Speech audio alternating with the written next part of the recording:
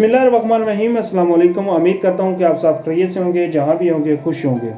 दोस्तों, आज हम बात करेंगे फिनलैंड के टूरिस्ट और विजिट वीज़े के बारे में। जैसे कि आप सभी लोगों को पता है कि फिनलैंड एक यूरोपीय यूनियन कंट्री है और शेंजन जोन का हिस्सा भी है। अगर शेंजन कंट्रीज़ की तादाद की बात की जाए तो वो इस वक्त है 28। तो आज मैं आपको बताऊंगा कि आप फिनलैंड के विजिट वीज़ा और टूरिस्ट वीज़ा कैसे हासिल कर सकते हैं और इसके लिए कौन कौन से डॉक्यूमेंट रिक्वायर्ड हैं और इसकी फ़ीस कितनी है और इसके प्रोसेसिंग टाइम कितना है और इसके लिए बैंक स्टेटमेंट कितनी होनी चाहिए। ये सभी चीज़ें मैं आपको स्टेप बाय स्टेप इसी वीडियो में बताऊंगा। तो इसके लिए ज़रूरी है कि आप इस वीडियो को एंड तक ज़रूर देखें। और साथ ही आपसे एक रिक्वेस्ट है हमेशा की तरह कि अगर आप मेरे चैनल पर नए आए हैं तो चैनल को सब्सक्राइब कर लें, बेल आइकन को प्रेस कर लें ताकि न्यू आने वाली वीडियो आप तक पहुंचती रहे। लाइक शेयर कमेंट ज़रूर करें। अब हम चलते हैं अपनी वीडियो की तरफ। फिनलैंड का विजिट वीज़ा और टूरिस्ट वीज़ा जो आपको मिलेगा वो आपको मिलेगा शेंजन वीज़ा। इस पर आप शेंजन की बाकी कंट्रीज़ को अगर विज़िट करना चाहते हैं तो आप कर सकते हैं। अगर इसके अप्लाई करने की बात की जाए तो आप कहीं से भी अप्लाई कर सकते हैं, जैसे पाकिस्तान, इंडिया, श्रीलंका, बांग्लादेश, नेपाल, यूएई।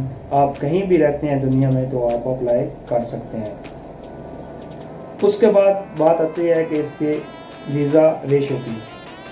जो इस वक्त देखने को मिल रहा है वो इंडिया और पाकिस्तान में इसकी वीज़ा रेशो बहुत अच्छी जा रही है। और साथ ही आपको एक चीज़ बताता चलूँ कि एक अच्छी बात है कि आप जब वहाँ फिनलैंड जाते हैं तो अगर आप वहाँ अपना वीज़ा चेंज करना चाहते हैं तो आपका वीज़ा चेंज हो जाता है, कन्वर्ट हो जाता है वर्क परमिट में और रेजिडेंट परमिट में। जैसा कि आप सभी लोगों को पता है कि फिनलैंड में अगर आप काम करना चाहते हैं, आप रहना चाहते हैं तो सबसे पहले आपको रेजिडेंट परमिट हासिल करना होता है, उसके बाद आपको वर्क परमिट दिया जाता है। अब इसकी बात की जाए वीज़ा डॉक्यूमेंट की तो सबसे पहले जो डॉक्यूमेंट आता है वो आता है एप्लीकेशन फॉर्म, जो आपने ऑनलाइन ही फिलअप करना होता है। उसके बाद प्रिंट आउट करना होता है। फिर प्रिंट आउट करने के बाद आप उसमें अपने साइन करेंगे। और जो इसके बाद जो डॉक्यूमेंट आता है वो आता है ट्रैवल डॉक्यूमेंट, मीन्स आपका पासपोर्ट। आपका पासपोर्ट 6 मंथ से ज़्यादा वैलिड होना चाहिए। अगर आप किसी और कंट्री में रहते हैं, जैसे कि आप हैं पाकिस्तान के लेकिन आप रहते यूएई में हैं, कतर में हैं, बहरीन में है, कुवैत में है, किसी और कंट्री में रहते हैं, काम करते हैं, तो आपने वहाँ का अपना रेजिडेंट परमिट साथ लगाना है। उसके बाद जो आती हैं वो आती हैं आपकी फ़ोटोग्राफ्स, वो लगेंगी। उसके बाद जो डॉक्यूमेंट आता है वो आता है एक टिकट रेजर्वेशन। एक टिकट रेजर्वेशन आप कहीं से भी ट्रैवल एजेंट से बनवा सकते हैं फ्री में, या कुछ पैसे लेकर वो आपको बना देगा। एक बात आपने याद रखनी है कि अगर आपने फिनलैंड के अलावा किसी और कंट्री में ट्रैवल करना है तो तब आपने वहाँ की भी जो सोर्स आप यूज़ करेंगे उसकी टिकट रिजर्वेशन लेनी होगी। जैसा कि आप बाई बस जा रहे हैं तो बाई बस की टिकट लेंगे, जैसा फ़्लाइट और उसके बाद ट्रेन यूज़ कर रहे हैं तो ट्रेन की टिकट लेनी होगी। तो ये भी रिजर्वेशन आपने करके ये साथ लगा देंगे। उसके बाद आता है होटल बुकिंग। आपने होटल बुकिंग भी करनी है, जो आप खुद भी फ्री में कर सकते हैं ऑनलाइन। इतनी बड़ी कोई बात नहीं है। उसमें अच्छा जी, proof of national and home ties. Proof of nation में आप शो करेंगे बैंक स्टेटमेंट और account maintenance letter. Bank account में आप शो करेंगे कि मेरे पास इतने पैसे हैं कि मैं वहाँ जाकर अपना ट्रिप कर सकता हूँ और उसके बाद अपनी कंट्री वापस आ जाऊँगा, जिससे वीज़ा ऑफिसर को पता चलेगा कि आपके पास ये इतने पैसे हैं, ये वहाँ पर काम नहीं करने जा रहा, सिर्फ विज़िट करेगा, उसके बाद ये अपनी कंट्री वापस आ जाएगा। तो ये ज़्यादा नहीं होनी चाहिए, थोड़ी भी होगी तब भी चल जाएगी, लेकिन ये एक मेंटेन होनी चाहिए जिससे वो सेटिस्फाई हो सके वीज़ा ऑफिसर। उसके बाद अगर बात की जाए source of income, source of income में भी आपकी होम टाइज आ जाती है और आपका फाइनेंशियल स्टेटस भी आ जाता है इसी में। सबसे पहले अगर आप किसी के पास काम करते हैं तो उसके लिए ज़रूरी है कि आपने अपने हेड से एक लेटर लिखवाना है जिसमें लिखा होगा कि आपका नेम, आपकी जॉब टाइटल, जो आप काम करते हैं, और आपकी सैलरी, उसके बाद आप कितने टाइम से इस कंपनी में काम कर रहे हैं और आप कितने दिनों के लिए वहाँ टूर पे जा रहे हैं और किस डेट को आप जा रहे हैं और किस डेट को वापस आ रहे हैं। ये सब चीज़ें उसमें लिखी होंगी। उसके बाद आपके हेड के साइन होंगे और आपकी कंपनी की मोहर होगी। उसके बाद आपकी सैलरी स्लिप साथ लगेंगी, उसके बाद पे स्लिप साथ लगेगी। उसके बाद आता है अगर आपकी अपनी कंपनी और खुद ही आप मालिक हैं और खुद ही आप काम करते हैं तो उसमें आपके बिज़नेस के डॉक्यूमेंट लगेंगे, जिसमें आपकी बिज़नेस रजिस्ट्रेशन लगेगी, उसके साथ आपका टैक्स रिटर्न नंबर साथ लगेगा, जो आप टैक्स पे करते हैं गवर्नमेंट को वो भी साथ लगेगा, और आपके बिज़नेस के डॉक्यूमेंट साथ लगेंगे। उसके बाद आता है कि प्रूफ ऑफ हेल्थ इंश्योरेंस, जो ट्रैवल इंश्योरेंस होगी वो आपने बनवानी है तकरीबन 30,000 यूरो के अराउंड अबाउट, जो आपके ट्रिप को कवर करेगी।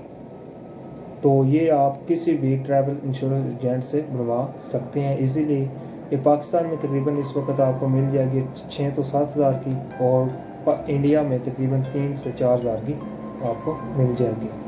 उसके बाद आता है आपका ट्रैवल प्लान।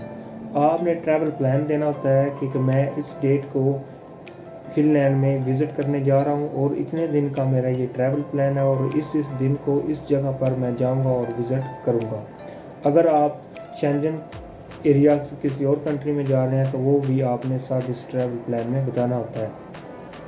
तो उसके बाद आता है कवर लेटर। ये जो कवर लेटर होता है ये आपका मेन डॉक्यूमेंट होता है। सबसे पहले वीज़ा ऑफिसर ये आपका कवर लेटर ही देखता है, जिसमें आप अपना ट्रैवल प्लान भी बताएंगे, अपने पर्पस भी बताएंगे, उसमें आप अपने रिक्वेस्ट भी करेंगे अपने वीज़े के लिए। सब चीज़ें आपने इसमें कवर लेटर में लिखनी होती हैं। तो इसलिए ज़रूरी है कि आप इसको ध्यान से लिखें, कोई इसमें मिस्टेक ना करें। अगर आपने इसमें छोटी सी भी कोई मिस्टेक कर दी तो आपका वीज़ा रिजेक्ट भी हो सकता है। तो अब बात कर यूरो। आपने 80 यूरो पे करने होते हैं, ये वीज़ा फ़ीस है, आप किसी जगह से भी अप्लाई करें। उसके बाद अगर पाकिस्तान में बात की जाए तो पाकिस्तान में फिनलैंड की एम्बेसी मौजूद नहीं है, लेकिन डरने वाली कोई बात नहीं है। ये फिनलैंड का जो वीज़ा प्रोसेस हैंडल करती है वो करती है नीदरलैंड की एम्बेसी। तो आपने आपकी अपनी फाइल वहाँ पर सबमिट करनी है। वो आपने सबमिट करनी है VFS ग्लोबल वालों को, वो आगे सबमिट करेंगे नीदरलैंड एम्बेसी को। तो जो VFS ग्लोबल वालों की सर्विस चार्जेस है वो अलहदा आपसे लिए जाएंगे। 80 यूरो आपने अपने वीज़े की फीस देनी है। उसके बाद आपने VFS ग्लोबल की जो सर्विस चार्जेस है वो आपने पे करनी है 6,563 रुपीज़ पाकिस्तानी। और अगर इंडिया में बात की जाए तो इंडिया में फिनलैंड की एम्बेसी मौजूद है, तो वो अपनी फाइल सबमिट कराएंगे VFS ग्लोबल के थ्रू ही। लेकिन ग्लोबल की जो सर्विस फीस है वो है इंडिया में 2,351 रुपीज़ इंडियन। तो ये फ़ीस होगी। उसके बाद हम बात कर लेते हैं इसके प्रोसेसिंग टाइम की। जो नॉर्मली प्रोसेसिंग टाइम है वो है 15 डेज़। 15 डेज़ के अंदर आपके वीज़े का डिसीजन लिया जाता है कि आपको वीज़ा दिया जाता है या नहीं। तो ये इसका प्रोसेसिंग टाइम हो गया। अब बात कर लेते हैं बैंक स्टेटमेंट की। बैंक स्टेटमेंट का उन्होंने अपनी ऑफिशियल वेबसाइट पर बता दिया है कि अगर आप यहाँ आ रहे हैं तो आपके पास पर डे के हिसाब से 30 यूरो होने चाहिए। 30 यूरो इसलिए होने चाहिए कि आप वहाँ जाकर फूड खाएंगे, उसके बाद आप कुछ एक्टिविटीज़ करेंगे, तो उसके लिए आपके पास 30 यूरो के हिसाब से थोड़े भी 30 यूरो आपके पास होने चाहिए। इसमें आपकी ना तो फ्लाइट टिकट के पैसे होंगे, उसके ना ही आपके होटल बुकिंग के कोई पैसे होंगे। ये सिर्फ और सिर्फ आपके वहाँ के खाने पीने के पैसे होंगे 30 यूरो। जो आपने फ्लाइट टिकट के लिए पैसे देने हैं और होटल बुकिंग के लिए देने हैं वो अलग आपके पैसे होंगे। आप जितने दिन का ट्रिप बना रहे हैं उतने दिन से आप मल्टीप्लाई कर लें जिस 30 यूरो को, तो आप आगे हिसाब लगा सकते हैं। तो ये थी एक छोटी सी वीडियो जो आपके साथ शेयर करनी थी। अगर वीडियो अच्छी लगे लाइक शेयर कमेंट ज़रूर करना और मिलते हैं किसी नई वीडियो में। तब तक के लिए अल्लाह हाफिज़। अपना और अपनी फैमिली का ख्याल रखें और दुआओं में याद रखें।